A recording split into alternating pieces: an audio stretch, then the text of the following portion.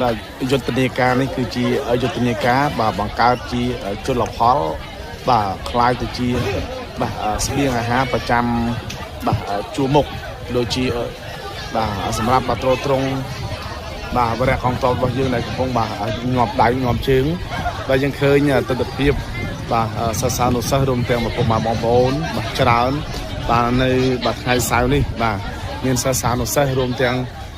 បងប្អូនប្រជាពលរដ្ឋបាទចូលរួមច្រើនចូលរួមមកកាត់បាទក្បាលត្រីដើម្បីបង្កើតជាស្បៀងអាហារទ្រទ្រង់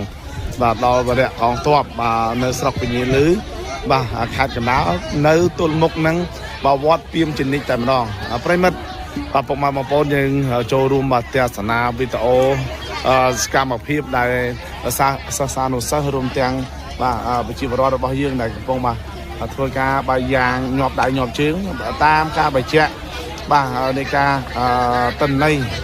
អំពីបាទការផលិតបាទត្រីឆ្អើបាទប្រអប់ប្រហុកផ្សេងហ្នឹងគឺបាទត្រី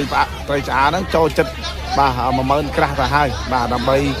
យកទៅបាទជួរមុខនេះគឺជាទស្សនវិជ្ជាបាទទាំងស្រុងនៃសកម្មភាពរបស់បាទសិស្សានុសិស្សរួមទាំងបាទប្រជាពលរដ្ឋរបស់យើង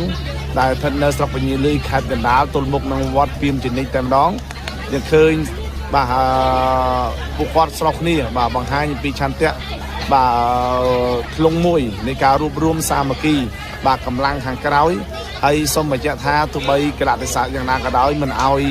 បាទវរៈកងទ័ពរបស់យើងនៅជួរមុខឯកានោះទេបាទរាល់ការផលិតស្បៀងនេះគឺជាការបង្ហាញអំពីឆន្ទៈមួយដែលល្អប្រពៃសម្រាប់បាទបងប្អូន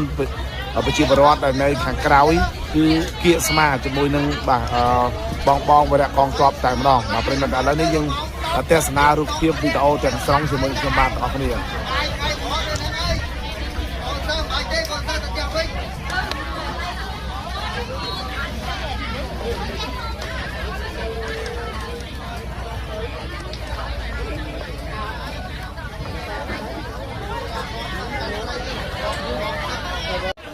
បាទយុទ្ធនាការនេះគឺជាយុទ្ធនាការបាទបង្កើតជាជលផលបាទคล้ายទៅជាបាទស្បៀងអាហារប្រចាំបាទជួរមុខដូចជាបាទសម្រាប់បាទទ្រង់បាទវរៈកងទ័ពរបស់យើងដែលកំពុងបាទងាប់ដៃងាប់ជើងបាទយើងឃើញទស្សនវិជ្ជាបាទសិស្សានុសិស្សរួមទាំងបងប្អូនបាទច្រើនបាទនៅបាទថ្ងៃសៅរ៍នេះបាទមានសិស្សានុសិស្សរួមទាំងបងប្អូនប្រជាពលរដ្ឋបាទចូលរួមច្រើនចូលរួមមកកាត់បាទក្បាលត្រីដើម្បីបង្កើតជាស្បៀងអាហារទ្រទ្រង់បាទដល់វរៈកងទ័ពបាទនៅស្រុកពញាលឺ